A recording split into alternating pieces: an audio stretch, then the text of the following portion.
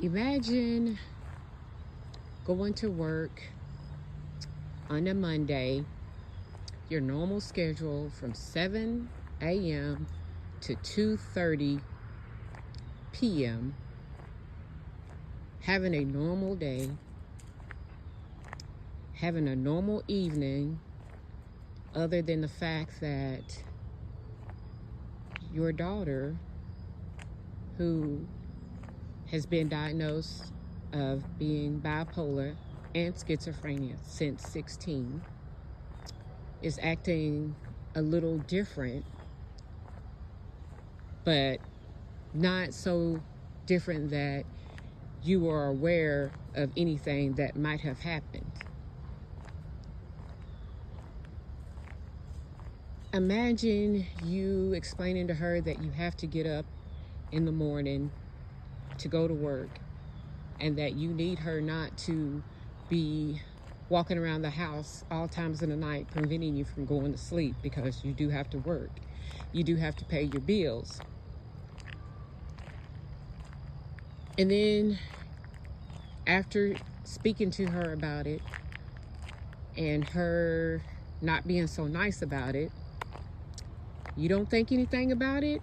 You just go to bed, and hopefully you can get through the night without being interrupted.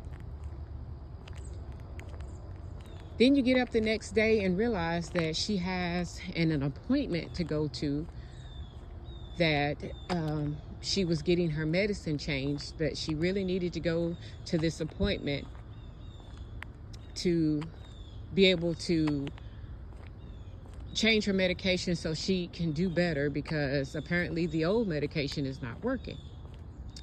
So you remember that you don't know what time her appointment is, and that so you look around for papers, and then you realize, hey, it's not until 1:30 in the morning. 1:30 in the afternoon, and that you got plenty enough time to get to work and then call her to make sure that she goes to the appointment. So then you go through your morning as usual, and then about 9:30ish, you go on your break, which is, you get 15 minutes. I get my 15 minutes, and before my break can even start real good, I get a phone call from my brother stating that my daughter, who is suffering from mental illness, is acting differently again, that something wasn't right with her. And so, he tells you that your stepdad was out waiting to take her to her appointment, which her appointment is not until later, which thank God he shows up early. And I tell them to go ahead and take her to the hospital, because there again, we're not knowing what's going on.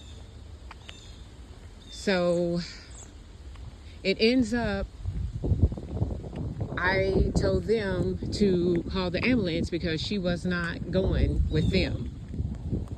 So I hang up, I get a phone call again, and it's the police. They're wanting to know what's going on. So I did tell my brother before I told them to call the ambulance was to go upstairs to check her medications, because she was allowed to give herself the medication, and I had just gotten it filled for her a week prior. But I told him to go make sure that she had a certain amount of pills in her bottles, and so he calls me back and says she has a bottle that is empty, that should not have been. So yes, I told him to call the ambulance, and then, like I said, the police called me, and I ended up leaving from work on my way back to the house, and the ambulance was pulling off with her. Still me not knowing what shape she would be in, other than the fact that she was still talking, and but still was not acting right. Sat in the waiting room and discovered that she took a whole bottle of sleeping medication that was prescribed for people who don't sleep and who suffer from depression, bipolar, and schizophrenia. And she took the whole bottle. She should not have probably woke up, but she did. And this was on Tuesday, on the same day that she was due to get new medication. So we went from Tuesday, by Tuesday night, they was telling me that she was in and out of conscious, still wasn't aware of her surroundings, but yet she was still fighting the medication or whatever. But by 10 o'clock that night, they ended up having to intubate her and put her in ICU. Heart rate was 120, so she had taken pretty much a turn from the worst. So I'm going to leave this at part 1, and I'm going to do a part 2 because I'm currently taping this as outside, because this is my happy place for right now. But I will give you part 2 in a few.